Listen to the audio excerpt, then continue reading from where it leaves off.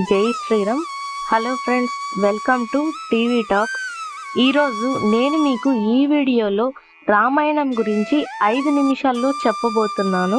ఇప్పుడు మనం బ్రీఫ్గా రామాయణం గురించి తెలుసుకుందాం.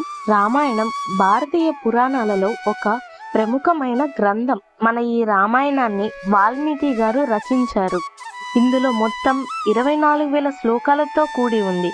రామాయణం ప్రధానంగా రాముడి జీవితం, ఆయన ధర్మం మరియు సీతతో ఉన్న ప్రేమ కథను వివరించడమే కాకుండా అనేక నైతిక పాఠాలు కూడా అందిస్తుంది. మన ఈ రామాయణంలో మొత్తం 7 కాండాలు ఉన్నాయి.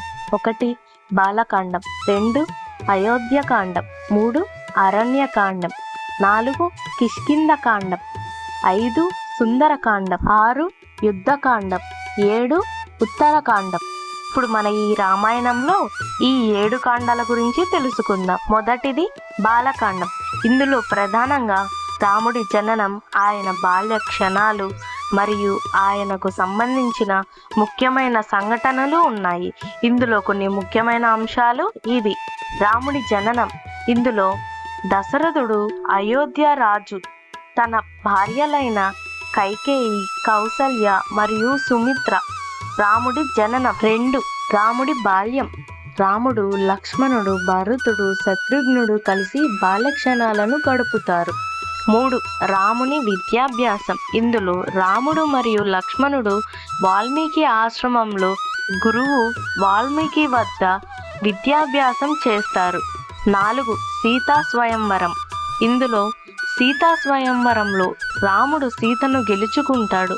ఇది వారి ప్రేమ కథకు ప్రాథమికమైన సంఘటన. 5 దశరథుని బాధ. కైకేయి తన కుమారుడు భరతుణ్ణి రాజ్యాధికారం కోసం రాముడిని అరణ్యానికి పంపించడం. 2వ కాండం అయోధ్యకాండం. ఈ అయోధ్యకాండంలో రాముడి రాజ్యాభిషేకం, కైకేయి కుట్ర మరియు రాముడి అరణ్యానికి వెళ్ళడం గురించి వివరించబడుతుంది. దశరథుడు రాముడి అరణ్యానికి పంపిస్తాడు. 3వది అరణ్యకాండం. ఈ అరణ్యకాండంలో రాముడు, సీత, లక్ష్మణుడు అరణ్యంలో గడుపుతారు. రావణుడు సీతను అపహరించి రాముడి యుద్ధానికి ప్రేరణ ఇస్తాడు. 4వ కాండం కిష్కింధకాండం.